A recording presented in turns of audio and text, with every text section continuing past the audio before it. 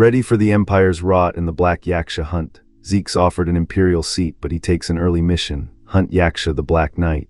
He's hunting the Empire's secrets, pulling the thread on battlefield drug Soma and Delphoa's festering corruption. Prepare to dive in. A prince pours him poisoned wine, offers him the entire empire, and our guy turns it down like he's declining a refill.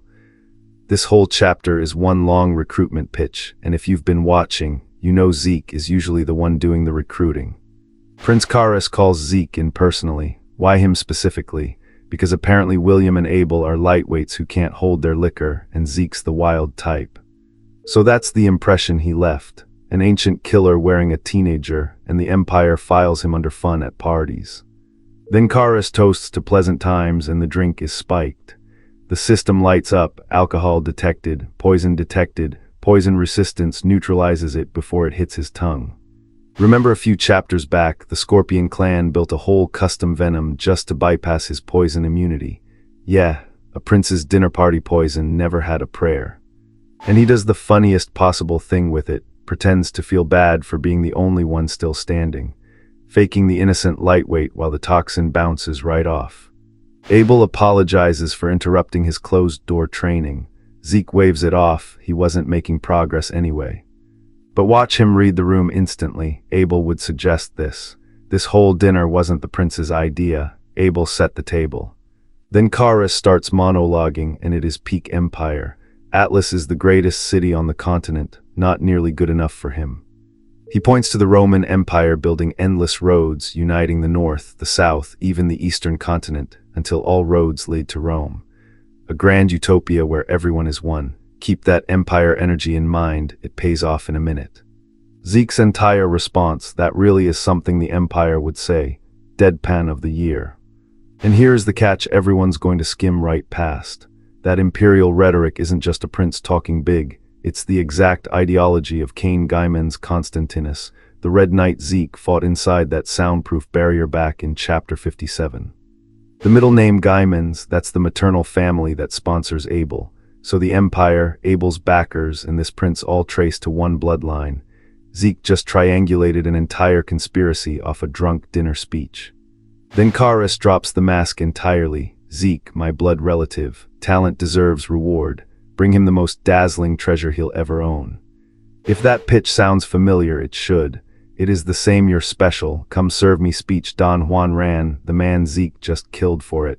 Everyone in this world recruits like a cult leader. Zeke clocks the real ask, this is a recruitment.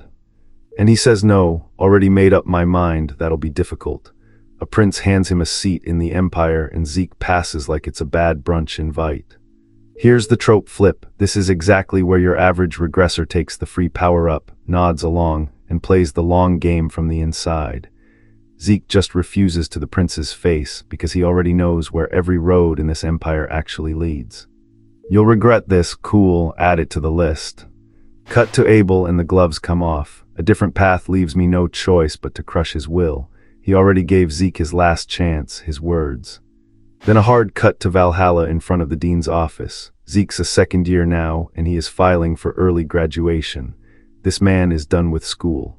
His official pitch to the dean is beautiful. Now that he's a formal knight, he wants to support his family, but staying a student makes it hard to do anything eye-catching. Translation: he needs a legal excuse to go do knight things off campus. Diego's here too, and there's a stranger. Meet Asta, chronic insomniac, wants everyone to be quiet, radiating pure do not talk to me energy. Because Zeke clocks it immediately, in his previous life, Asta worked for the Empire, which, right after 20 straight minutes of imperial recruitment, is a very fun coincidence to introduce. The dean's terms, all three applied for early graduation at once, so he's testing them with a real mission. He slides over a Delphoa cooperation document. The target, Yaksha the Black Knight, a public enemy. An outlaw the entire continent has agreed needs to be put down. Outlaws awaken their aura purely to kill, a combat style fundamentally different from knights. That's why they only requested purple rank or higher for this. 3 rounds total, this is only the first and everyone's in, so here's my call, told you to hold that Empire thread. Zeke just refused the Empire, and now the Empire school is aiming him at a public enemy it wants gone. but Yaksha turns out to be someone Zeke would rather recruit than kill. Tell me I'm wrong in the comments. Zeke doesn't beat people, he buys them. This whole chapter he's basically running errands, and by the end he owns a genius, a blacksmith, and a chunk of literal god metal. Let me show you. It opens with the world's saddest sales pitch. Asta the insomniac has tried every good sleeping medicine on the continent. None worked, so naturally a random classmate walks up and goes, "Try mine." And the catch, of course there's a catch, is you sign a contract. He keeps supplying it, you keep sleeping. Asta says no, it won't work anyway. Cool, cut to black. Next panel, I used it all, master. 1 dose. The guy who couldn't sleep in years is now calling Zeke master and signing on the spot. That escalated. Zeke straight up calls it what it is, a master-servant contract. Did you even read it? Asta's answer, as long as I can sleep well, I don't care. Man sold his entire future for a nap. Then Zeke lets us in on the trick, and it's so dumb it's brilliant. The miracle drug, Sandman's sleep dust, a rare relic. He didn't brew it, didn't hunt for it. He bought it from the system shop. This is the part nobody talks about with Zeke. His actual cheat isn't Thunderstrike or the dragon. It's a convenience store, any rare relic on demand if you've got the points. He's not overpowered, he's logistically overpowered.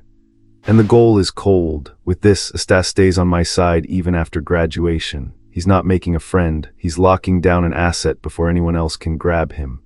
Remember that phrasing, it comes back at the end.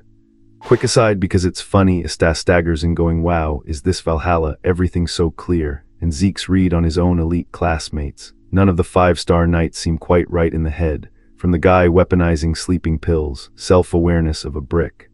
Okay, so he's acquired the genius. Now he wants to know what he actually bought. Let's see what you can do before the mission. Time to test the merchandise. And here's where Asta stops being comic relief. Spear in hand, his whole mood flips, wide reaction range, unpredictable angles, come at me full force, use aura. This is a proper prodigy. The spear's the whole problem. Longer reach blocks Zeke's sword clean. Zeke's actually reading him mid-fight. Does he focus more on defense than offense, doing homework while dueling? Asta answers with phantom step and comes from behind. The spear literally splits apart mid-swing, unpredictable, the kind of moves you usually see from outlaws, which is a very polite way to say this kid fights dirty. And Zeke's reaction to getting flanked by a shape-shifting spear from a genius. One word, interesting, not worried, interested, like he's browsing. Then the mood in the room shifts and it's not Asta's. Zeke tells him do that again, and this time you won't block this with that. The examiner just became the exam. One exchange, that's it. The certified genius with the outlaw spear is on the ground before he processes what happened. Master, are you a monster? Asta's words, not mine. He's genuinely rattled. I'm a certified genius by everyone's standards. How could you beat me so easily? And Zeke drops the line of the chapter, ice cold. Living while being called a genius dulls your spear edge. Translation, everyone told you you're special, so you stopped trying. Ouch. Then you're still far from enough. I'll teach you thoroughly until the mission. So Asta signed up for sleep and got a personal boot camp instead. Asta's response is just, I have a bad feeling. Buddy, that's growth. So that's Asset 1 upgraded. Now watch him go collect Asset 2. Scene cuts to a very fancy mansion and an old face, the blacksmith Galleon. Zeke's already ahead of the timeline here. He notes Galleon's probably producing good weapons much earlier this life, because Zeke handed him a magic furnace design from his previous life. He's not meeting the legendary smith. He's the reason the legend started early. And the same move as Asta, just classier. I should make you my exclusive craftsman so no one else takes you. Different guy, identical playbook. Lock the asset before the competition notices. That's the pattern. Establish, reinforce. And here's the subversion. He didn't call Galleon to forge a weapon or sign a deal. He pulls out a mystery object he obtained and goes, I don't even know what this is. Find out for me. This is that nameless legendary armor from the Imperial lab, the one with the engraved circles and a hidden former owner. Galleon nearly loses it. My goodness, what is this? A master blacksmith, stumped. He examines it top to bottom and comes back with nothing. There's nothing like this among the modern artifacts I know. Whatever this is, it's not from this era. And then Zeke remembers something. Callback time when he fought Cain, the Red Knight. This armor deflected an aura blade. Told you the details matter. Galleon's whole face drops because there's only one metal in the world that can do that. The metal of the gods, orichalcum. Zeke walked into an experiment lab, grabbed some loot, and it turns out he's wearing divine tier material he still doesn't fully understand. So let's rank what he actually acquired today. Here's my read. Everyone's watching Zeke's power level, but his real endgame is ownership, people, smiths, god metal, all locked down before anyone knows the game started. That armor's former owner is the thread that pays off huge. Bet it ties back to the Empire's bloodline. Tell me I'm wrong in the comments. The most broken power-up in this whole chapter isn't a sword, a skill, or an S-rank monster. It's a lump of metal and a folder of paperwork. Zeke swings nothing and still walks out of this one ranked higher than everybody around him. Let me show you the scaling. First, Galleon. This is a legendary blacksmith, top of his craft, and the orichalcum from last chapter has him whispering to think I'd see this in my lifetime. When the master craftsman is fanboying, that's your first tier read. The material outranks the man holding it. Here's the number nobody clocks. A normal metal armor holds a couple magic circles before it's full. This thing, Galleon's basically asking how many BIG circles you could cram in, like the answer's uncomfortable. Orichalcum isn't high on the material tier list, it is the list. And remember, this is the same metal that ate a red knight's aura blade and shrugged. Galleon expected unusual. He did not expect on this level. God tier defense stat, and it fell into Zeke's lap for free, but that's not even the part that got me. Because Zeke, holding legendary god metal, immediately goes, cool, can we change it into something else? My brother in arms, that's orichalcum. Galleon nearly folds. And the catch is a real one. The armor's already complete, fully forged, circles set. Melt it down wrong and you don't get a fresh canvas, you brick a legendary. Even Galleon won't touch it. That's the risk tier. The metal's so far above him he'd rather not gamble. So who can reforge god metal without wrecking the function? Galleon's answer, his master. The master lives in Himona's, up north, home of the Northern Duke. Hold on to that. Screenshot Himona's. There's a smith out there who's basically a tier above the legendary guy, and Zeke just got the address. That's an entire arc loading in one line of dialogue. Then the flex. Galleon stunned Zeke even knows Himona's exists. Most Central Continent people don't know about the Northern Duke. Zeke just goes, I came to know, regressor privilege. He's not smarter, he's just done this before.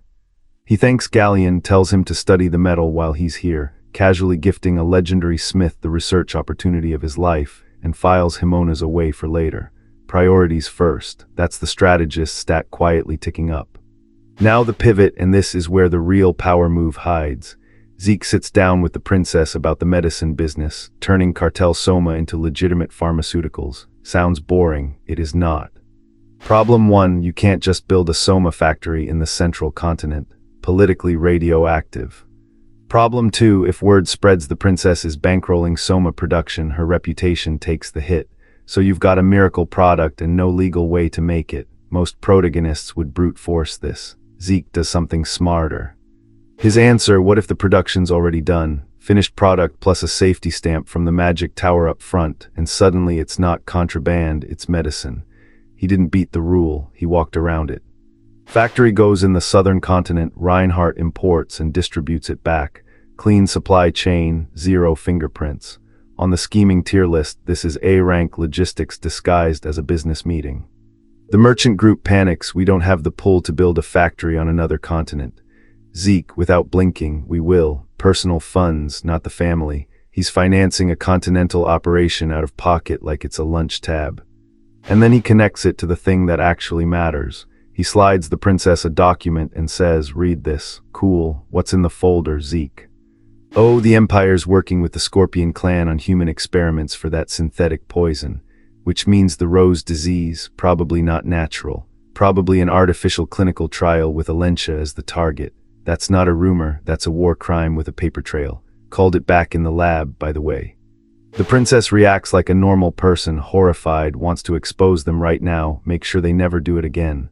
Righteous, completely correct, completely useless, and Zeke knows it. Because his power read here is cold, the evidence is too weak for diplomacy. You can't take this to a negotiating table. And here's the trap, the Empire slyly made the Scorpion clan the face of it. They're a famous black magic org, so they did human experiments surprises nobody. The Empire built themselves a fall guy in advance. So you don't spend the card now, you hold it, you prep. Make the antidotes before the poison hits the Alentia conflict zones, because otherwise their soldiers fight and drop without knowing why. Turn a future massacre into a home field advantage. Information as a weapon, and Zeke's the only one in the room reading it at the right tier. And the princess quietly lands on it. Bringing Zeke in was the right call.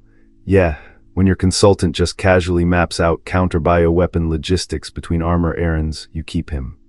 Cut to Valhalla and the tone flips. A staff freshly cured, freshly enslaved by contract, is getting bodied in training so hard he's crying he'll die before the mission even starts. Zeke's response: stop whining, pick up the sword. You're the devil, Zeke. The Draker bloodline really is in you. It's an insult. It's also a power-scaling confirmation. When your training makes a genius spearman call you demonic, your instructor stat is maxed. Even Diego, the guy who joked through everything, trained a week and started actually listening. The class clown's been humbled off-screen. Rule of 3, Estad, Diego, and next probably the whole squad. Then Professor Andre walks in with the "we need to talk" face. And it's the real hook. The students are being sent out on the continental public conquest mission, the Yaksha hunt, but since kids can't be deployed alone, someone strong's going with them, and that's the cliffhanger. Remember Himona's I told you to screenshot? This mission points north, and I'd bet the God Metal Reforge and that Northern Duke arc aren't far behind. My prediction: this chaperone is somebody with real history, and the Yaksha hunt is the door into the north. Tell me I'm wrong in the comments. Zeke signs up to hunt a continent-level public enemy, and the scariest person he runs into isn't the monster, it's a mage who tells him to keep his gloves on. In a Sorden Night world, this whole chapter is quietly warning you that magic is about to flip the entire board. First, the setup: students can't be shipped off to fight a continent-wide outlaw solo, so Valhalla's tagging along an escort, plus, quote, additional details to explain, which is teacher speak for the bad news comes later. So what is Delphoa? Quick lore drop: it's the one place on the continent where mages get the red carpet and knights get the folding chair. Hold on to that, it's the whole chapter. Their entire war doctrine is backwards from everyone else. Knights bulldoze in behind shields as living walls, and the mages nuke comfortably from the back row. Diego asks the obvious one: doesn't that fry your own front line? And the professor goes, that's a good question, which in teacher means yes, obviously, moving on. Which is why Delphoa's knights train to sprint, in full armor, carrying shields, and it's the exact reason Valhalla graduates would rather do literally anything than enlist here. Because being a knight whose entire purpose is be a wall for the wizards isn't a career, it's furniture. They don't even count you as people. And the mages themselves, the professor's warning label is one word: arrogant. Annoyingly arrogant. File that away too. They arrive, and Professor Andre Draker does the civil thing. Introduces himself, name, family, the whole handshake routine. Out rolls the welcome party, big, hairy, warm, promising the mission's totally handled. For one panel you think, oh good, these are the reasonable ones. Then he says the captain's waiting inside the carriage. The captain, and Diego, bless him, says out loud what we're all thinking. Didn't the hairy guy just say he was the captain? Diego again at absolutely full volume. Wow, he truly looks like an asshole, and this time the man is not wrong. Meet Delphoa's mage captain, the actual power in this city. And remember 30 seconds ago when I told you to hold onto the whole mages get the red carpet thing? Yeah. Because the knight captain, the real named captain, was sucking up to this guy. Sword ranks bowing to the robe. That's the pecking order, spelled out in one sad little scene. And the mage captain's opening move is peak entitlement. He's taking the carriage so the Valhalla crew can go find their own, on a collaboration mission that they were invited to.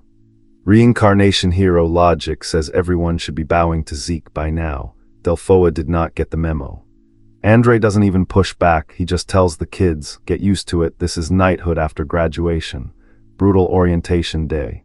Then the lodging, their quarters are falling apart while every mage facility they walked past is gleaming and clearly funded. Kicked off the ride, dumped in a shack, and somehow that's still not the part that worries him. Zeke himself could not care less. This is a man who survived being Don Juan's disposable child soldier in a past life. A leaky roof is not cracking that composure. What actually gets to him is the mission, the Black Knight Yaksha job itself. He knew it'd be bad, and it's worse than he braced for. Keep that mission in your back pocket, it's the real bomb. Then alone, the mage captain tracks him down, because of course he does. His pitch: Valhalla has nothing much to do, so don't get swept up in the magic and don't make things annoying, just go home. Translation: sit down, kids. And Zeke's inner monologue is the funniest line in the chapter. I wish I could just beat him up. Deadpan king, honestly, same. But then the mage captain clocks something and his whole tone shifts. A pure-blooded Draker awakener, the arrogance suddenly picks up a nervous edge. He warns Zeke to speak less arrogantly, and here's the tell, best not to take those gloves off here. You know, if he wants to return safely. And here's the reveal that makes the entire visit click. Pure-blooded awakeners can disrupt mana. In a city that runs entirely on mages, Zeke is a walking off switch for their whole power structure. So my prediction, the disrespect was never about Valhalla. They took one look at what Zeke is and got scared. Delphoa's mage supremacy is fragile against a guy who can cancel their magic, and the story just quietly handed him that button. Then mid-standoff a familiar face appears. Someone Zeke clearly knows, asking how have you been? Genuine warmth, which in this chapter is genuinely shocking. Turns out they volunteered to enlist here for hands-on mage experience. Research alone wasn't cutting it. A friendly mage in the city of arrogant mages. Convenient, noted. And then they pull Zeke aside for the gut punch. You cannot go on tomorrow's mission. Cut to black, my call. Whatever this friend knows is exactly why Zeke was already sweating the Yaksha job. Delphoa benching him isn't an insult, it's the setup for a trap, and that anti-mana trick becomes the save when it all goes sideways. Bet on it. Tell me I'm wrong in the comments. His own artillery drops a shell on him from behind. The mission was rigged before a single sword left its sheath, and the people pulling the trigger this chapter aren't the monsters. They are the allies. Remember chapter 66, when Delphoa's mages called knights disposable human shields? Congratulations, we're watching the shields get spent. We open on a Sta who looks like he hasn't slept in a decade, which, if you remember, was literally his whole deal 2 chapters ago before Zeke fixed him with magic sleeping dust, cured his insomnia, and the first thing his fully rested brain does is start solving a conspiracy. Professor Feynman, the friendly mage from last chapter who warned Zeke he couldn't go on tomorrow's mission, apparently left us a parting gift too. The mission is, quote, destined to fail, not might, destined. That's not a weather forecast, that's a spoiler. So Estad does the thing every genre-savvy character does right before everything goes wrong. He lists the 2 possibilities out loud. Option 1, the subjugation forces higher-ups are corrupt, standard, boring even. Option 2, and hold on to this one, they've cut a deal with the target itself, the commanders. In bed with the Black Yaksha, they're supposedly here to hunt. Keep that in your back pocket. It matters in about 4 beats. And here's the tell. Asta says even in Delphoa, a city where mages openly abuse their power, established last chapter, it shouldn't be rotten enough for military corruption to run this rampant. Which is his polite way of saying, this is worse than Delphoa, and Delphoa was already the villain. If there's collusion here, he says, it's exactly as expected, which is a very reincarnated protagonist thing to say about a betrayal you haven't confirmed yet. This whole series runs on as expected. Zeke expected it, Asta expected it, and somehow the guys with the actual army didn't. So Asta lands on the second case. Assume collusion. Assume the people commanding you want you dead. Great mindset for a Tuesday. Meanwhile, the command tent has no idea a cured insomniac just cracked their entire operation over breakfast. Cut to the actual battle order. Squads 1 through 3 advance along the mountainside. Advance from the front. Textbook subjugation force choreography, the kind you've seen in every siege arc where the disposable units get sent up the hill first. Spot the pattern yet? The commander tries to bench our trio, told them yesterday to stay put. Zeke's response is basically a resume. He's a blue knight. Diego and Astor are purple knights. That's absurd firepower for students, and it's the reason he can't just be told to sit in the tent like the intern. And the commander's face just melts. A blue knight this young and 2 purple knights. Valhalla really is different. Which callback? This is the same reaction the arrogant mage captain had last chapter before he got nervous. Everyone underestimates the academy kids exactly once. So he assigns them a scout mission. Sounds like a demotion. It's not, it's exactly what Zeke wanted. Watch. Diego immediately clocks it. Why'd you provoke the commander out of nowhere, Zeke? You wouldn't do that without a reason. And that right there is the difference between a purple knight who trusts the plan and the rest of this army walking into the mountain blind. Zeke says it flat, he suspects collusion between the subjugation force and the Black Yaksha. Same conclusion Asta arrived at independently. 2 of Zeke's people smelled the trap. 0 of the actual commanders did. Diego just goes, if you say so, you must have a reason. The trust is unreal. So the scout mission becomes a vanguard mission, and guess who's in charge? Zeke Draker.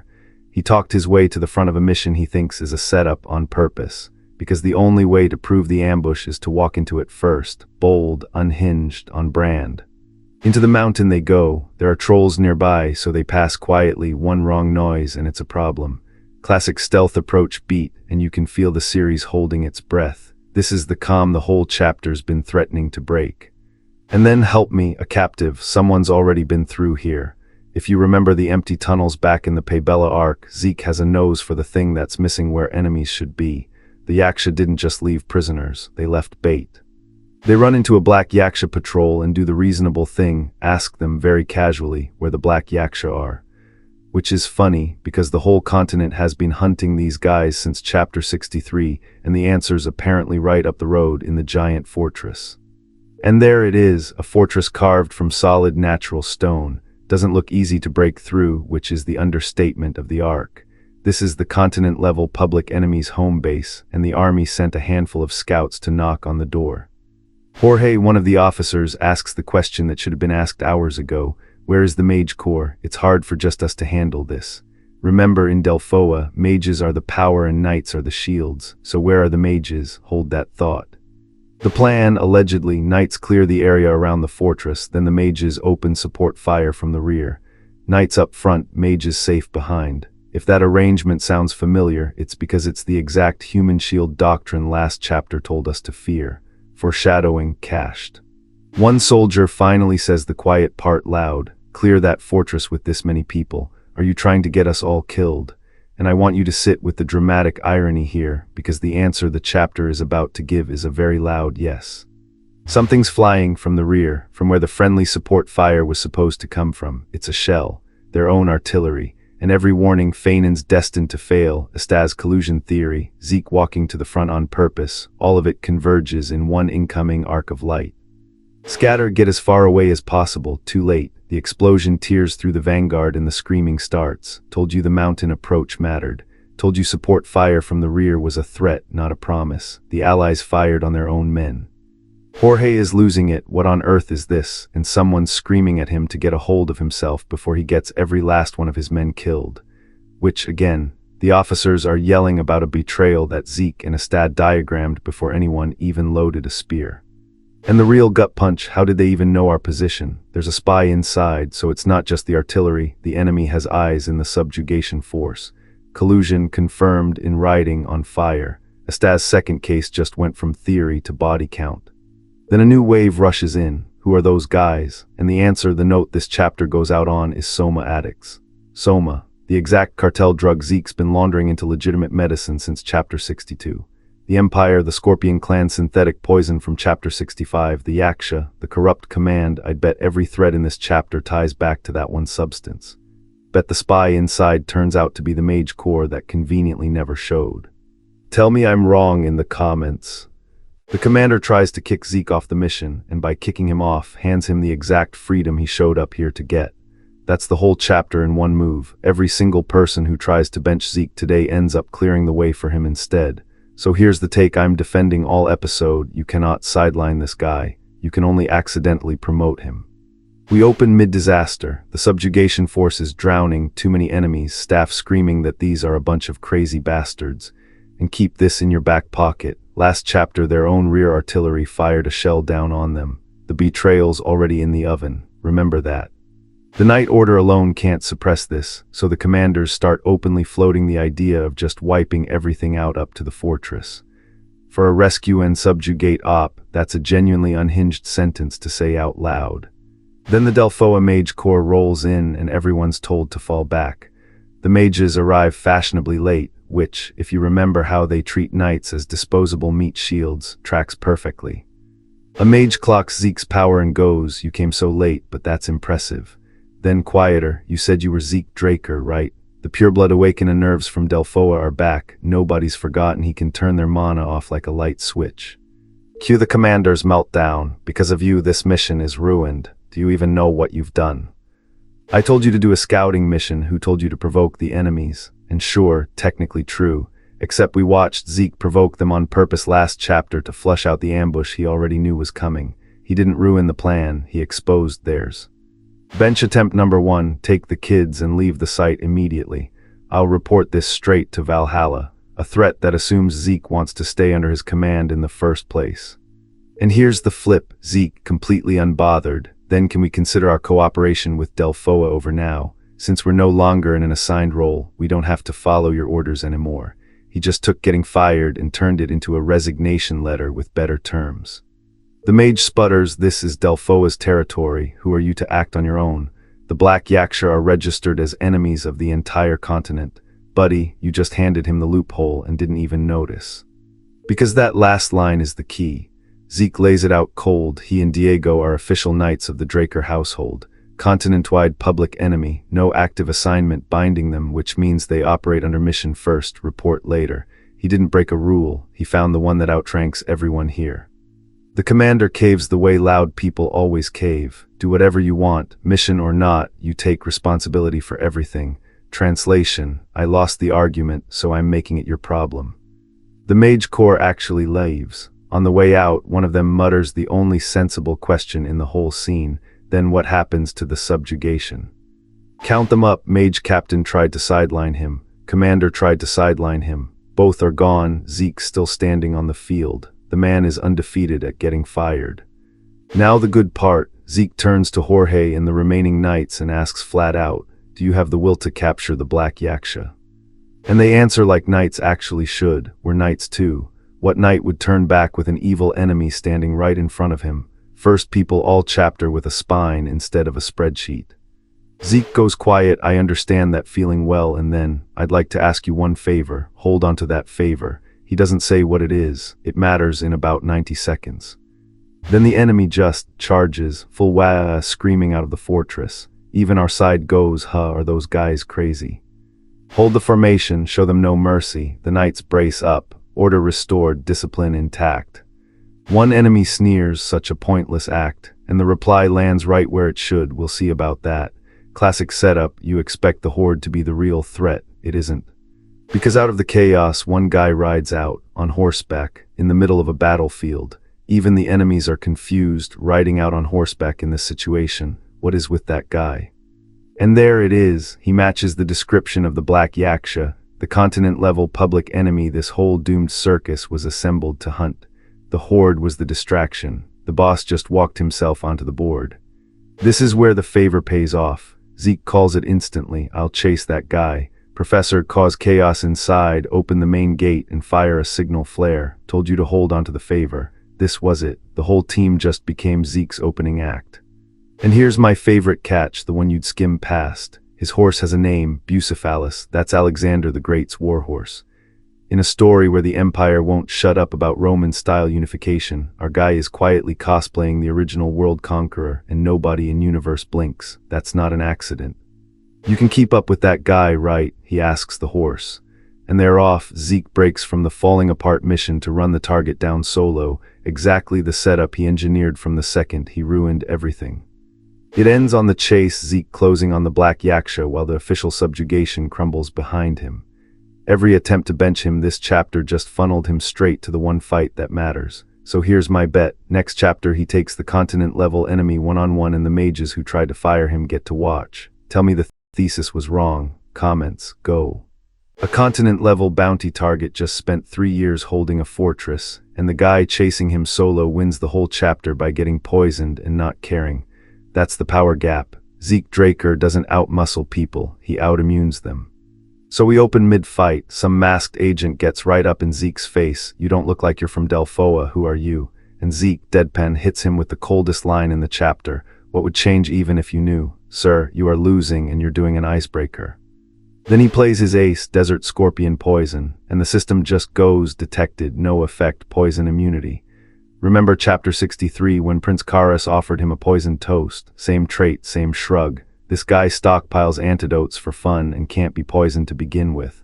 Let's actually rank the poison play because it matters. Desert Scorpion Venom is the Empire's synthetic nightmare, the same Scorpion Clan human experiment poison from chapter 65. Against a normal purple rank knight, that's a kill move. Against Zeke, it's a wellness check. The agent's whole brain short circuits. The poison doesn't work at all. Where are you from? He is genuinely more scared of Zeke's biology than Zeke's sword. Keep that in mind, it's the real theme of this chapter. He tries to psych himself up, you're going to die here anyway, and swings. Zeke's response is to activate scale armor and just take it. Tanks the hit, casually notes, oh, that attack's pretty good. That's how you rate a move you completely no-sold. And here's the tell, the agent panics, so you were hiding your true strength. No, buddy, he wasn't hiding it, he was rationing it. There's a difference, and it's the difference between you and him. Now the actual power read of the chapter. Zeke reads the guy's swordsmanship and clocks his entire origin. You're from the Empire, Information Bureau at that. He identified a spy by his footwork. That's not strength tier, that's a knowledge tier feat, and it's arguably scarier. One clean strike, the agent goes down, QAOG, and now Zeke owns the fight completely. But he doesn't kill him. He wants information first. This is the regressor's actual power. He treats every enemy like a save file he already read. So let me put a real board on this so far. The agent's first instinct once he's caught, kill himself. I have to kill myself somehow. And Zeke, dry as the desert this venom came from, how ruthless Imperial intelligence agents are. He's not even mad, he's rating their loyalty like a Yelp review. Zeke stops him with the hook of the whole arc. If you tell me something satisfying, I'll let you die then. He's negotiating with a suicide, and it works because everyone in this series eventually realizes talking to Zeke is the only move that keeps you breathing. The reveal drops section 13, and Zeke goes, I thought it only went up to section 12. Casual regressor flex, he knows the Empire's org chart better than the Empire's own agent, and this is a secret branch even he didn't have. New intel logged. Then the meat, those rage-fueled mercenaries from the last few chapters, not Soma addicts, test subjects. A stimulant made from Soma, engineered to create warriors who feel no pain and no fear. Hold on to no pain, no fear, that's a whole power system the Empire is building in a lab. And here's the genre swerve. You expect the big bad black Yaksha to be some monster who got strong on talent. Nope. He held that fortress for 3 years, absorbed bandits and mercs, expanded all of it because the Empire was funding him. The scariest guy on the continent was a subscription service. So power scaling gut check, the black Yaksha isn't an S-tier fighter, he's an S-tier weapon platform. Take away the Empire's backing, and as Zeke literally says next chapter's setup, Andre's group alone should have been able to take that fortress. His whole tier was borrowed. Even the agent breaks a little, damn those Imperial bastards, what the hell are they doing all across the continent? This ties straight into chapter 65. The synthetic poison, the Rose disease trials, the Scorpion clan collab. It's not one experiment, it's a continent-wide lab, and Delphoa was just one petri dish. Then Zeke does the thing regressors do, he flips a dead man into an asset. You know the Empire will kill you first, right? Agent, yeah, just kill me. Zeke, but what would you do if there were a way to live? Watch the recruiting pitch, because this is his actual superpower tier. The offer, what if the Draker family protected you? And the moment he adds pureblood awakened Draker, the agent's whole face changes, because remember chapter 66, purebloods can disrupt mana, they terrify the mage power structure. Zeke's bloodline is a bargaining chip and a weapon. And the agent folds not from fear, from exhaustion. After doing petty work for so long, my patriotism is almost gone, and even if I return alive, they'll kill me to keep secrets. The Empire built loyalty out of terror, and terror has a shelf life. He asks the only thing that matters, can you guarantee a complete change of identity for me? And Zeke, ever the recruiter, just says there are plenty of places that could use a man from Imperial intelligence. Told you, he doesn't kill assets, he collects them. Add one more to the roster. Quick aside on why this is broken, most protagonists win fights. Zeke wins the informant, the witness, and the confession that the Empire is running human experiments, all from a guy who tried to poison him 10 pages ago. He turned an assassination attempt into a job interview. Now the pivot, Zeke looks back, the fortress still hasn't fallen, and he clocks it immediately. Without the black Yaksha, Andre's group should have walked in. Did something happen? Reader, something happened. Remember the artillery that fired on their own men back in chapter 67? Yeah, that. He heads back to where the knights were and finds the mages all gathered in one spot, which, if you've been paying attention, is never a good formation. Mages don't cluster to help, they cluster to fire. And there it is, they're aiming at their own allies, at Zeke Draker specifically. Their excuse, because of you, the black Yaksha, we almost had escaped. Almost had. My brother, you were funding him. The audacity is a higher tier than any of your spells. They declare it a serious failure and order him hauled to the barracks to be judged, pinning the collusion on the one guy who exposed it. And Zeke's reaction per that last panel, acting up again. Bored, he's already 3 moves ahead, same as chapter 68 when he turned his dismissal into total freedom. So here's my read: the mages just made the exact mistake the Empire made. They think power is spells and numbers. It's not. It's the confession Zeke's already carrying and the pureblood hands they told him never to unglove. My bet, next chapter those gloves come off and Delphoa learns what disrupting mana does to a firing squad. Tell me I'm wrong in the comments. A blue rank kid just bagged a continent-level public enemy and then bullied an entire mage city into apologizing, same afternoon, barely broke a sweat. This is a prediction episode, so I'm treating chapter 70 like a crime board. Every panel's a clue, and by the end I'm calling exactly where this whole Delphoa mess is headed. We open on the blame game, the mission tanked, the Black Knight Yaksha slipped away, and naturally the commander decides that's somehow Zeke's fault. Sloppy attack plan, apparently. Zeke doesn't argue, he just asks, did you actually confirm for yourself that the Yaksha wasn't in the fortress? Nice quiet trap of a question. Because Zeke is certain, not pretty sure, certain. The man standing in front of him is the one who told the Black Knight Yaksha to run. 3 years, this guy's been feeding intel to the enemy for 3 years. Hold on to that number, it lines up perfectly with something we learned last chapter. But here's the nuance every recap flattens. Zeke says the man didn't know he was helping imperial experiments. So a traitor, yes, just not the one holding the strings. Someone's officially done with the bullshit. Follow me, I'll testify to your crimes. Arrests start flying. The prisoner's whole defense: I don't regret helping you. Honor to the very end, sir, you sold out a continent. A comrade tries to defend them. Isn't cuffing your own allies a bit much? Even prisoners get better than this. The answer is a drawn blade. One more word and you get executed right here. And that's when she walks in. The temperature in the room drops about 10 degrees, and everyone remembers who's actually in charge. She spins the execution threat as an attack on Zeke, and just like that, declares the Draker family is entering a state of readiness to fight Delphoa. War over one night. An explicit warning from the Draker family, not a person, the family. Delphoa as a whole just got put on notice. Cue the panic, that's a declaration of war. Your joke went too far, suddenly nobody's laughing. And Zeke, ice cold, delivers the whole flex in one line. The name Draker should not be used lightly. Now watch the fastest backpedal in the north. Suddenly Ingrid's mouth just slipped. She's sensitive due to the war. Please don't misunderstand, she says. 2 seconds ago it was war. Now she was merely guiding Zeke to the barracks for a thorough investigation. Sure you were. Zeke asks to talk to his comrades first, and here's the detail everyone skims past. Their magic equipment won't work on him. Pureblood Draker awaken a mana disruption. He's a walking dead zone for spells, and Delphoa knows exactly what that means. Then the draw-up, I caught the Black Knight Yaksha. Got the continent-level threat to lower his guard before the fight could drag out, then just took him casually, like grabbing groceries. The veteran knights are floored, men who couldn't touch this enemy, and the second year just gift wraps him.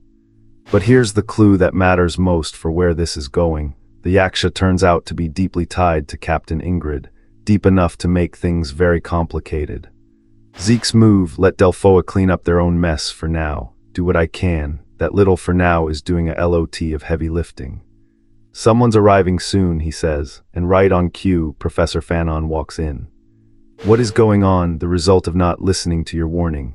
Called it. Fanon flagged this trap chapters ago, and here's the payoff, landing exactly on schedule. And now the real bomb, the reason I think this arc's about to get genuinely ugly. Fanon already knew Ingrid was corrupt, so do most of the high-level mage officers. Because in Delphoa, you literally cannot climb the ranks without doing core time, and the core is rotten. The corruption isn't a bug, it's the promotion ladder. Fanon's offer is bleak. He can only give Zeke the path of severing that experience. Translation: burn the ladder down instead of climbing it. And then, quietly, there's something I have to tell you. Zeke gets ahead of him. Do you know about the Empire's stimulant experiments? Because he already handed Fanon everything he dug up on the Yaksha. He's not hoarding the intel this time, he's building an ally. So Fanon's left staring down 2 roads. Confess the corruption he just uncovered, or bury it to keep himself safe. Here's my call, Fanon confesses, but it detonates way bigger than Delphoa wants because the Yaksha link drags in the Empire's stimulant program, and that's the exact thread Zeke's been pulling since he stockpiled those antidotes. Delphoa's mage hierarchy cracks, Zeke walks out with a professor in his pocket and a war he technically never started. Bet that declaration of war line comes back as leverage, not a fight. Tell me I'm wrong in the comments. A corrupt commander spent 3 years quietly selling out his own knights, and this is the chapter where he finds out he threatened the wrong man. He ends it on his knees, and the guy who buried him walks off owning his entire knight order. Let me show you how every setup from the last 4 chapters cashes out right here. We open on the villain side getting the good news. Professor Fanon rejected Zeke's offer to cooperate, and if you remember last chapter, Fanon flat out admitted he knew all of Delphoa's command was rotten and might just bury it. So the timing tracks. The commander's whole read is of course he picked his career over principles. Smug little grin, hold onto that grin. Cut to the plan, a few loud attacks, then withdraw and make it look convincing. It's the classic fake effort trope. Throw the fight, file the report, collect the paycheck. And naturally the blame's set to land on Jorge, the knight Zeke rallied 2 chapters back. Villains always need a designated fall guy. Then it starts feeling off, no counterattack. The enemy isn't even pretending to fight back, and normally the enemy at least pretends. And the gate's wide open. That was definitely not in the plan. Here's the flip, Fanon didn't reject anything. He cracked an anti-eavesdrop scroll and has been standing shoulder to shoulder with Zeke this whole time. That rejection the commander celebrated, fake intel, fed straight to him. Told you the grin wouldn't last. Fanon's reasoning is clean. Awakening drug experiments, he can't look away from that. And Zeke, being Zeke, warns him straight, do this, and your career in Delphoa is over. So the professor who supposedly values his position above everything says, rather than a shameful career, I'd give it up. That's the exact man Fanon warned us he might become last chapter, the one who buries it, completely flipped. Zeke's answer is pure business. Then let's move fast and hit that commander hard. Enter Delphoa's own inspection unit, here for collusion and communication with continental enemies. And they announce it with the single scariest word in the language, peacefully. The commander clocks exactly who they are and the color drains right out of him. His own side's watchdogs, live by the corrupt ladder, get audited by it. Cue the oldest line in the book, misunderstanding. I never colluded with anyone, he made it all up to frame me. Except Zeke already secured every piece of evidence inside the fortress. Remember that natural stone fortress from the ambush arc? He didn't just take it, he emptied the filing cabinet on the way out. So the commander goes for the villain trump card. One word from me and everyone dies, I have connections. Zeke totally flat even after I warned you. Same exact energy he gave Ingrid last chapter. With this guy, the warnings were never bluffs. Then he calls the bet, connections, use them all you want, direct blood Draker, pure blood Awakener, sole successor of Duke Draker, the former Black Knight. This is the trope where the villain name drops his powerful friends, and the hero just quietly outnobles him without ever raising his voice. The commander crumbles instantly, I was wrong, please forgive me. Zeke doesn't even blink, beg forgiveness from the knights who died because of you, not me, trash. Then the whole tone shifts, the surviving knights come to thank him, his testimony cleared their names and cut them clean out of the inspection. But there's a quiet catch nobody says out loud at first. If the 8th Magic Division falls, the 8th Knight Order dies with it. These guys just got exonerated straight into unemployment. Zeke asks if they regret it. Of course not, we just feel sorry for our comrades who died under a rotten commander. And that right there is the loyalty audition passed, whether they realize it or not. Because Zeke's already sliding a contract across the table. Read the details, he says. The terms are so good they assume it's a typo. Guard duty for the trading company he just founded. Same operation he set up to launder cartel Soma into legitimate medicine chapters ago. Man is building an empire entirely in the margins. We pledge our loyalty, greet our lord, and there it is again. Then the imperial spy, now a whole knight order. This guy recruits defeated enemies like it's a collection quest. Even Fanon folds into the roster, professor to retainer in a single chapter. His own words say it best, I've really seen it all. Zeke's closing shrug says everything. The mission went sideways, he has no clue how it'll be reported, and he genuinely does not care because it worked out. My bet, that trading company and its brand new Night Order become his private power base against the Empire. The entire Yaksha disaster was just a recruitment drive. Tell me I'm wrong in the comments. The Empire's Black Ops just opened a full manhunt for the deadliest man on the continent, a masked ghost who walked into 2 cartels and left with both of them in pieces. And in the very next scene, that exact man gets a standing ovation and a graduation certificate. Here's my whole read on Chapter 72. Zeke commits the perfect crime by getting thanked for it. We open in a Black Ops briefing. Key members only, skip the formalities, very serious faces. The kind of meeting where you know someone's about to say a name that ruins everyone's week. The topic, the southern continent's gone unstable, and one officer does the thing every doomed side character does, waves it off. They're just drug dealers. Nothing to worry about, sir, buddy. Because the South isn't run by drug dealers. It's run by Meccane's Don Juan, Soma trade, obscene wealth, a monster of a man. If he sneezes, the continent catches a cold. So no, not nothing. Then the captain drops it flat. Don Juan is dead. And you can feel the intel guy's soul leave his body, because that's literally his job and he did not know. It gets weirder. After Don Juan vanished, Meccane shattered into pieces. And the rival cartel, Pavella, same story, most of their leaders also dead. 2 empires of crime, both decapitated, same window. Hold on to that because it's not a coincidence. Then they pull footage from a month back. Masked figures show up on both sides. 2 enemy cartels, and the same crew is somehow inside both of them. And there's one at the front. The theory, this guy moved between both groups and tore them down from the inside. Neither cartel ever figured out who he was. I, however, have a guess. I have a very strong guess. So the mission is set, find him, figure out who he is and why he wiped the southern cartels, learn everything, which is genuinely hilarious. This is the biggest intelligence operation in the room, aimed at a man who's about to walk into the next scene and shake their hands. Cut, new room, and here's the whole chapter in one frame. The headmaster is praising Zeke for the Black Knight Fang subjugation.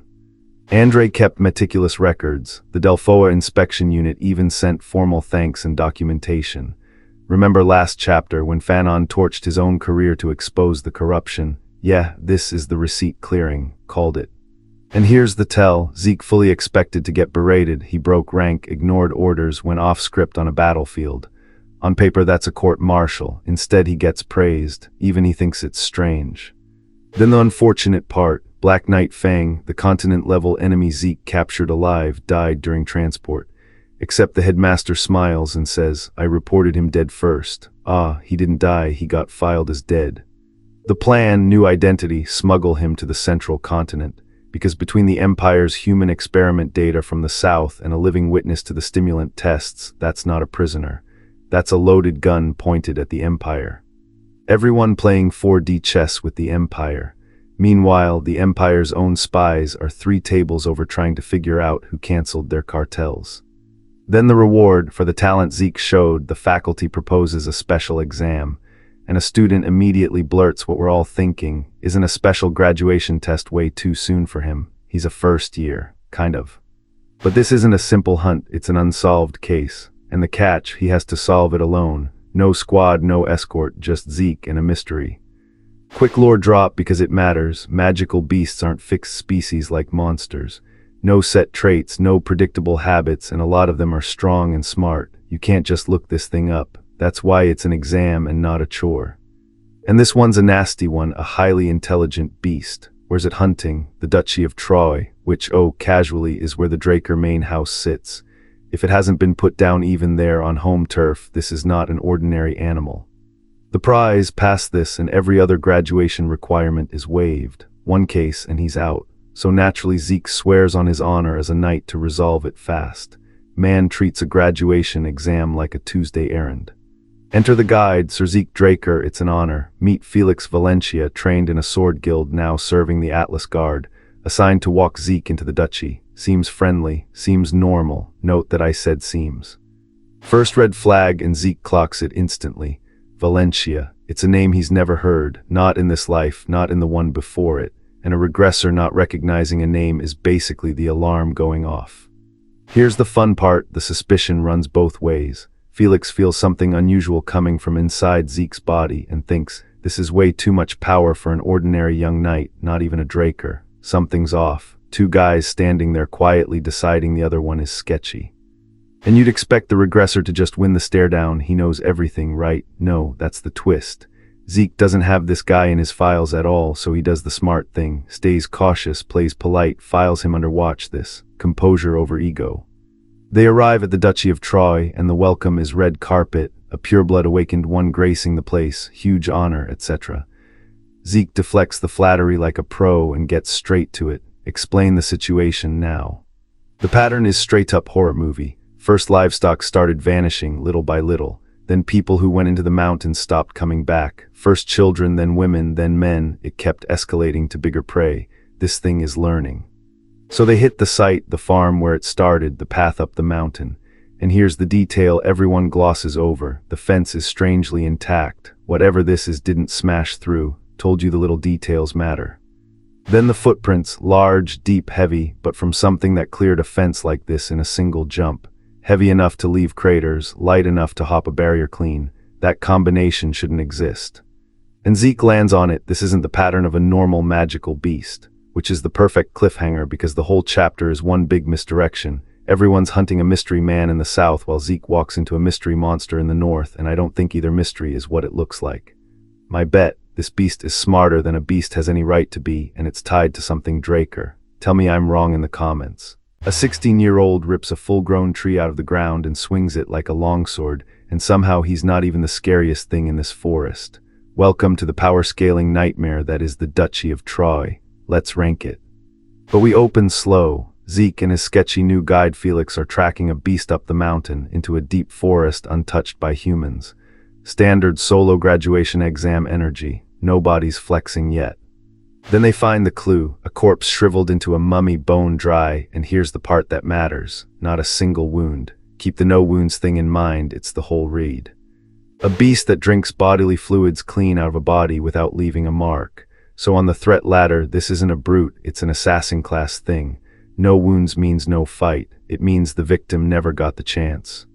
And this is where Zeke does the thing that separates S-tier readers from everybody else. Footprints back in the village weren't the beasts, two predators. One took the livestock, one took the people. He solves the case off a dead body and some tracks. Felix goes, "What did you just?" And Zeke's already answered, 2 kilometers west. No hesitation, no maybe. The man scanned the whole valley in his head and pinned a coordinate. That's not swordsmanship, that's a minimap. Wait here, I'll return before sunrise. Cool guy exit. Meanwhile, I'm watching Felix's face because remember, nobody at this table actually trusts anybody, filing that away. Zeke moves in alone, hears a loud crash and figures that noise has to be the beast. And then he rounds the trees and gets a full view of the actual power check happening in this forest. It's the tree swinger. Zeke's own reaction is basically, what is that? And this guy has watched a continent-level Yaksha up close. When the pureblood Draker is impressed by your raw strength, that's a stat line, not a compliment. Could he be a barbarian? Yeah, and the barbarian isn't even the point. The point is what he's fighting. Zeke locks eyes on it and goes, calm as ever, as I expected. Found you. Ancient species, Gaguk. Here's the callback that earns Zeke his whole tier placement. In his past life, his master warned him about exactly this thing. Bodies turned to mummies, be extremely careful. He's not learning the boss, he's refighting it. The scouting report moves like a monkey, extremely cautious, and above all, watch the tentacle-like tails that drain your life force. So the ranking is simple. Barbarian is a bruiser. Gaguk is a rogue. The rogue is scarier because you don't feel the hit until you're the mummy. And it all clicks. The livestock got taken by the barbarian, the hungry kid hunting. The people got drained by the Gaguk. 2 case files, 1 deduction, and Zeke closed it before the fight even started. Told you the no wounds detail mattered. Then the fight goes off and it's a blur, tree versus tentacles, a 16-year-old kid trading blows with a beast that erases grown warriors, pure kinetic chaos. And the kid is keeping up, which should not be physically possible. Except keeping up isn't winning. The Gaguk lands its shot and now the barbarian's down, poisoned by those draining tails. This is the trap of a rogue type. 1 clean touch and your strength number stops mattering. Zeke's internal monologue is the most in-character thing all chapter. I don't really feel like helping. This is a man who decapitated 2 cartels last week for logistics. Empathy is not the leading stat. But I'll be generous. Ah, the reluctant good deed. He cracks a heal potion on the kid and it does absolutely nothing, and I love that even Zeke stumped for a second. The read potion's not working because he's not human. Barbarian physiology, different rules, which is a genuinely clever limit. Most protagonists have a heal all button. Zeke's meta-knowledge just hit a wall and he has to improvise. So he pivots to an area-wide buff skill, and even he says, not sure if this will work. That's the tell that we're watching a real problem solver and not a cheat code guy. The confident one is guessing, and he's fine guessing. Krog, it works. The buff drags the kid back from the edge. So chalk one up. Zeke's support kit scales to non-humans when his consumables don't. That's a flexible utility tier most sword guys simply do not have. And of course Zeke knows the barbarian language. Of course he does. At this point, if he pulled out a fluent dead dialect from a lost civilization, I'd just nod. Man's a walking wiki with a sword. The kid's story, 16, already stronger than the grown village warriors, sent to hunt the Gaguk as a rite of passage, the strongest beast in barbarian territory. So this whole encounter was a teenager's final exam. Suddenly Zeke's solo graduation mission doesn't feel so unique. And the Gaguk was so hard to pin down it dragged him all the way into the Duchy of Troy Draker home turf, hunting too hard. A kid overcommitted to a boss and blundered into the most dangerous family's backyard. Been there. Felix catches up, sees the giant, and goes, isn't this person a barbarian? Zeke's answer is pure business. We work together only until we catch the beast. Temporary alliance, expiration date included. Subordinate, the barbarian doesn't even know the word, and that's the comedy gap. Zeke's out here forming a corporate org chart while the 16-year-old is like, what is a boss? New hire onboarding in the middle of a monster hunt. Now the part everyone will skip, and it's the actual chapter.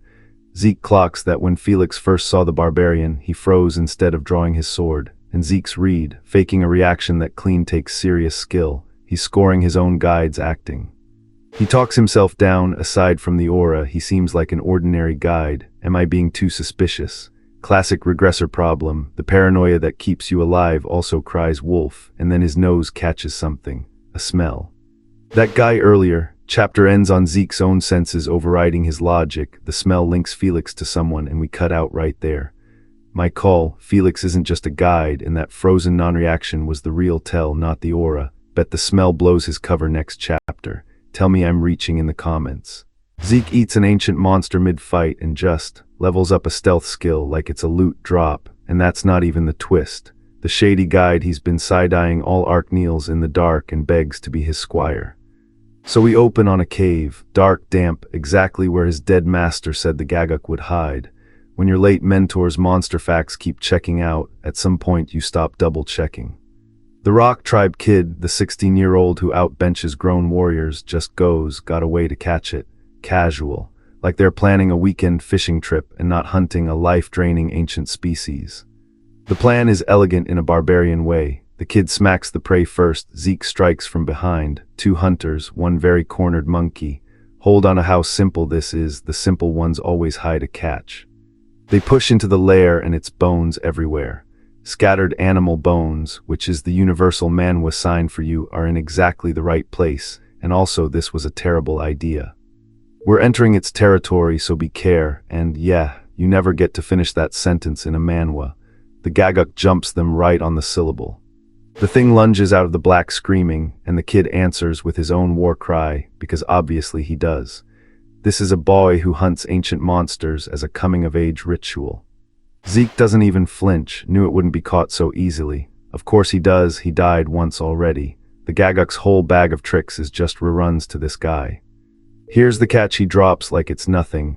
The reason he and his master could never kill this thing last life is that it hides itself in darkness. So it's not fast, it's invisible. Completely different problem. So what's the answer? Field of water force. He floods the ground and suddenly the thing can't hide in shadow when it's standing in a puddle. You cannot be invisible while you're making ripples. That's genuinely clever. The kid named King Fist, and yes, that name rules, and no, I won't be normal about it, lands the setup hit clean. Good job, King Fist, leave the rest to me. Then, True Dragon Sword Art, Chapter 2, Verse 1, Earth Cleave. He recites the finisher like scripture and splits the thing in half. And now the payday. System window, he devoured a corrupted ancient species, HP, stamina and mana all restored, and he absorbs its bloodline ability, stealth, A rank. The monster that survived on being invisible, he just took that from its corpse. So now he's a dragon knight who no-sells venom, disrupts mana, and goes invisible on command. They are just handing this man cheat codes at the register and forgetting to scan them. The kid claims the kill as his by tribe custom, and Zeke just lets him have it. Reputation with the barbarians, quietly climbing, watch that number. Then the goodbye, brother Zeke, come visit our village. Which tribe exactly? The super strong rock tribe. And Zeke clocks it instantly, that's the largest tribe among the entire barbarian people. Prediction time, since that's the whole vibe today, that casual invite is a future army. You do not befriend the biggest barbarian tribe's prodigy for the vibes. Rock tribe shows up the moment Zeke needs bodies against the empire. Screenshot this beat. The village throws the hero knight a thank you, finally we can live in peace, genuinely wholesome. Zeke's glad he could help, everyone's smiling, which, in this genre, is a warning. And then it lands, something still feels off. There it is, the record scratch, he just saved a village and his gut's already pinging. Payoff on the guy I told you to watch last chapter. While Zeke was busy with the Gaguk, Felix vanished from camp, came back not long after, looking dirty and claimed he simply fell. He fell, sure. Zeke's read, Felix came to watch the fight with King Fist. And here's the actually scary part. Zeke admits even he can't sense distant presences in the middle of intense combat, so Felix was hiding close and the regressor never felt him. Well, I'll keep an eye on him for now, which, coming from Zeke, is basically a countdown. This man's had people fully figured out in less time. A lot happened today, the understatement of the entire arc. He decides to just go rest at the lodging they set up for him. Sweet, peaceful, nothing could interrupt that. Except someone's already waiting for him. Wrong spot, wrong direction. The guy's lodging is literally the opposite way. Why are you waiting for me here? It's Felix on one knee. Please accept me as your squire. The shady guide Zeke didn't trust for a single panel, just skipped straight to loyalty oath. Zeke still mid a squire, what do you mean? When Felix cuts in, look at this first. He shows him something and Zeke's own read is instant. No doubt about it, this is certain. The reveal, the Holy Kingdom's paladin heritage swordsmanship. Your sketchy empire-adjacent guide, not empire at all. He's a Holy Kingdom paladin bloodline, and he wants to serve. So here's my prediction, and you can hold me to it. Felix isn't an empire plant, he's a Holy Kingdom paladin who came to test Zeke and just decided he's worth kneeling for. Which means Zeke walks out of a graduation exam with a paladin's heritage sword and the biggest barbarian tribe on speed dial, right as Section 13 starts hunting. That's not an exam anymore, that's recruitment. Tell me I'm wrong in the comments. The guy Zeke spent 3 straight chapters side-eyeing turns out to be sitting on a dead legend's inheritance, and by the end of this one, Zeke recruits him anyway. This is the payoff to every suspicious glance since chapter 72, so let's connect the dots. Felix taps out, this is as far as I can go, Sir Zeke. The humble guide act one more time. And then Zeke does the thing he's been doing since he regressed, he pulls the thread nobody else noticed. You said you finished the Swordsmanship Guild course, so how do you know Paladin inherited swordsmanship? Remember chapter 74? Felix flashed Holy Kingdom technique and then knelt. Zeke never forgot. Quick lore drop, Paladins are the Holy Knight Order, sealed off from the outside world, barely any contact. Their sword style is a secret passed to almost no one. So Felix stops hiding, pulls out the emblem of a formal Paladin. My grandfather, there it is, the mystery guide has a bloodline. And here's where the callbacks start stacking. Grandpa got tangled in the Holy Kingdom's internal power struggles, tried to expose the corruption rotting it from inside, and got framed for his trouble. Sound familiar? That's the exact same play Fanon ran against Delphoa back in chapter 70. Expose the rot, become the target. Excommunicated, nearly executed in disgrace, escaped with help from his comrades, and of all the places on the continent, went into hiding in the Duchy of Troy, Draker home turf. On his deathbed, he handed the whole story and the swordsmanship down to Felix. Now here's the line to hold on to. Zeke asks, did your grandfather try to pass down aura to you before he died? Remember that question, it's the whole chapter. Felix has no clue what aura inheritance even is, so Zeke does a checkup, hold out your hand. Reading aura conductivity way too high for his actual skill level. That's not normal. That's a body tuned by someone who knew exactly what they were doing. Even his aura circuits are already opened. Felix panics, Sir Zeke, is something wrong? The opposite, Felix, be grateful to your late grandfather. Classic misdirection, everyone braced for bad news, and it's the best news he's ever gotten. The reveal, Grandpa wasn't just a paladin. He was an arch-paladin. Zeke straight up says that's Black Knight level. If you've been keeping score, Duke Draker, Zeke's own master, was a former Black Knight. So Felix has been carrying continent tier inheritance this whole time and thought he was a nobody guide. Then the mechanic itself, aura inheritance, a paladin technique passed down since the Empire era. It lets aura reach mastery way faster. Basically a legal cheat code for leveling. And here's your payoff. Remember that question about passing down aura? Grandpa didn't stop at the inheritance. He also opened Felix's circuits and cranked his conductivity. Told you it was the whole chapter. The old man pre-built a monster and Felix never noticed. So Zeke makes the offer, become my retainer and clear your grandfather's injustice. And Felix admits, yeah, that's one reason. But the real reason, he watched Zeke fight during the last mission and just wants to serve him. Man got recruited by the fight scene. Relatable. And this is the part I love because it's pure regressor logic and it's a direct callback. Zeke thinks, if you're just a normal spy, I keep you close and use you to find my enemies. If you're not, I've gained a retainer with potential. Either way he wins. That is the exact same move he pulled on the Section 13 agent back in Chapter 69. Same playbook, new pawn. Following me will not be easy. Felix pledges his full loyalty anyway. We head back to Atlas tomorrow, Squire acquired. Hard cut back to Valhalla and the headmasters read the report. He's impressed. Healed an injured barbarian, teamed up, captured a demonic beast. You know, a casual Tuesday for Zeke. Keeping a talent like you in Valhalla feels like a loss for the continent. The dean is basically writing his college recommendation letter, and it's absurd. The reward, a temporary graduation certificate. Term's not technically over, but this clears him to do whatever he wants. 2 years at Valhalla and he's out. That's the kind of pace that used to be reserved for record holders. Path after graduation, Zeke's going to the Draker side to gain experience as a family knight. The regressor going home. That's never simple in this family. Turns out the head of the household already knows he graduated. He really is quick with everything. Foreshadowing, delivered casually as a compliment. Quick breather for comedy, Zeke's friends. They spent the entire term on snow removal duty. Miserable. While Zeke was hunting demonic beasts and collecting paladin inheritances, the boys were shoveling. And Zeke, deadpan as ever. Well, snow can be more frightening than monsters, so that makes sense. No notes, perfect. Then he's summoned and the head of the household, a man everyone describes as cold, actually congratulates him. Even the attendant admits that's hard to imagine. Rule of 3 on this patriarch, distant, terrifying, and now weirdly warm. That's the red flag. And the reason for the warmth lands last. He's sending Zeke to the Draker Martial Arts Tournament. I hope you win there. So after a whole chapter about buried inheritances and hidden potential, the real story is Zeke walking into his own clan's arena, where cousins like Belle and Leon have been waiting for him since day one. My bet, that tournament isn't a graduation gift, it's a test to see how strong the runt actually got. Tell me I'm wrong in the comments.